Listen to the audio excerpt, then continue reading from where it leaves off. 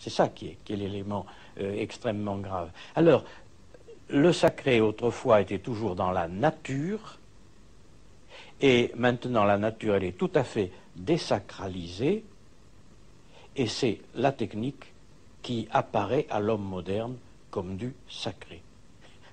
Je pense à ce scandale chaque fois qu'il y a une manifestation dans les rues. Eh bien, ce qui scandalise vraiment les gens, c'est quand les manifestants brûlent une automobile. Alors ça, c'est la destruction d'un objet sacré, absolument.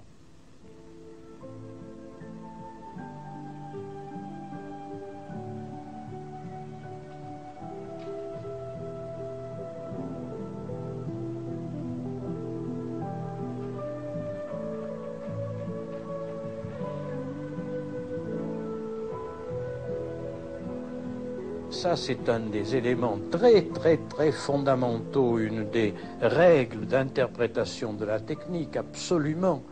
Il faut toujours savoir que tout progrès technique se paie, que tout bonheur de l'homme se paye, et qu'il faut toujours se demander quel est le prix que l'on va payer.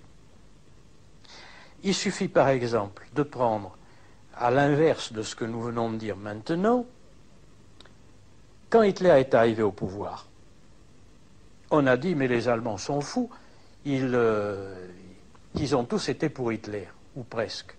Bien sûr, Hitler a fait disparaître le chômage très rapidement, il a redonné aux marques toute sa valeur très rapidement, il a fait multiplier brusquement la croissance économique très rapidement. Comment voulez-vous qu'une population peu informée et qui voit ces miracles économiques se produire, comment voulez-vous qu'il soit contre?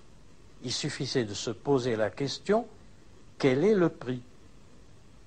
Qu'est-ce que l'on paye ou qu'est-ce que l'on va payer en échange de ce progrès économique, de cette amélioration du marque, de cette suppression du chômage, etc. Qu'est-ce que ça va coûter? Et on se serait alors rendu compte qu'effectivement, ça risquait de coûter très cher, ces réussites-là. Mais ça, c'est typique de notre société moderne. Alors que dans une société traditionnelle, eh bien, on pose toujours cette question-là. Toujours. C'est-à-dire, si je fais ceci qui perturbe, qui dérange l'ordre du monde, qu'est-ce que ça va coûter?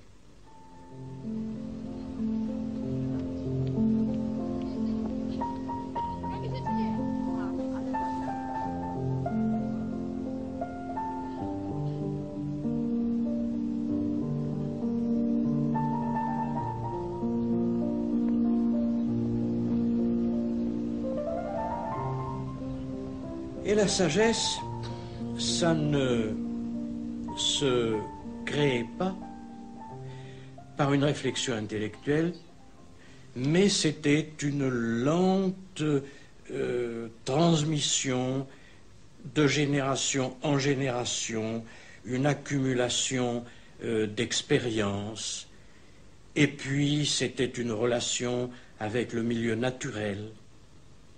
La nature nous donnait des modèles de vie. Donc, il faut abandonner tout ça. Si on entre dans l'univers technique, on cesse de prendre la sagesse humaine traditionnelle au sérieux. De même, la technique nous oblige à aller de plus en plus vite. Et elle va remplacer la réflexion par le réflexe. La réflexion, c'est le fait que quand j'ai fait une expérience, je réfléchis sur cette expérience. Et le réflexe, c'est savoir immédiatement ce qu'il faut faire dans telle circonstance sans réfléchir. Donc, la technique demande que l'on ne réfléchisse pas. Mais si dans une auto qui va à 160 à l'heure, vous réfléchissez, alors vous avez un accident. Il faut avoir des réflexes. Et tout ce que l'on demande dans la technique, c'est précisément ne réfléchissez pas, ayez des réflexes.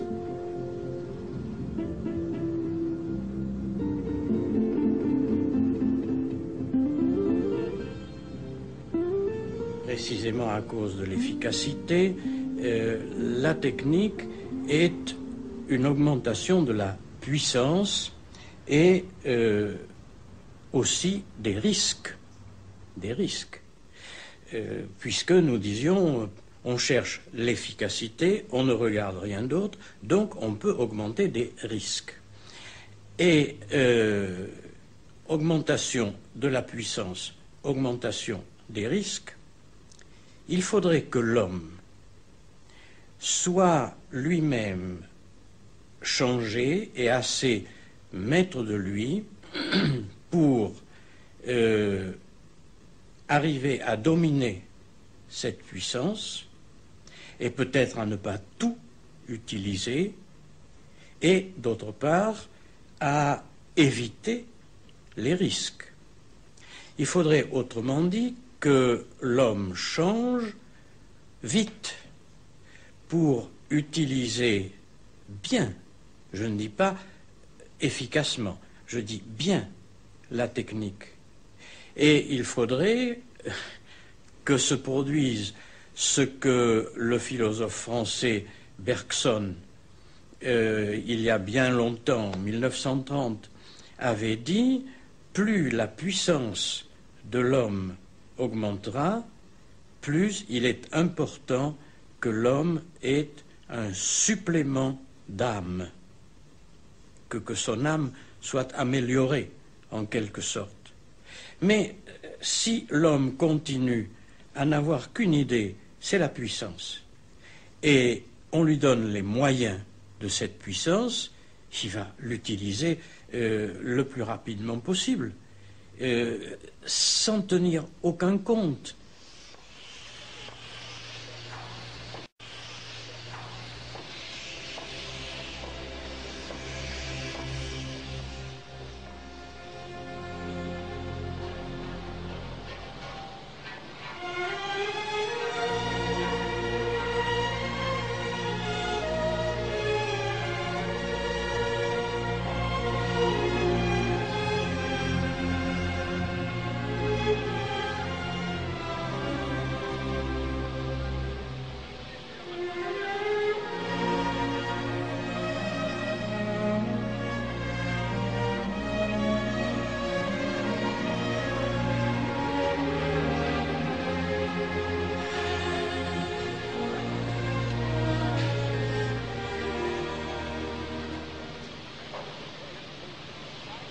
La technique ne supporte pas qu'on la juge.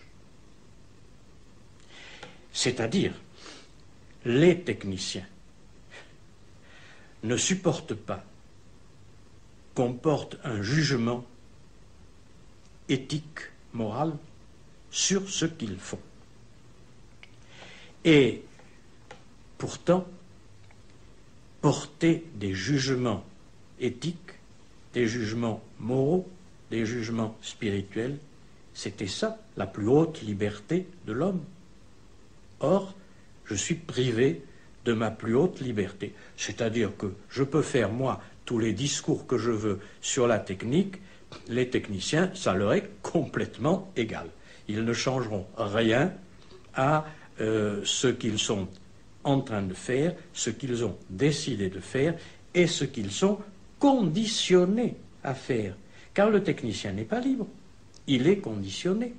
Il est conditionné à la fois par son éducation, par les pratiques qu'il a, et puis par l'objectif à atteindre. Il n'est absolument pas libre dans l'exercice de sa technique, il fait ce que la technique exige. Voilà pourquoi je pense qu'il y a un conflit entier entre la liberté et la technique.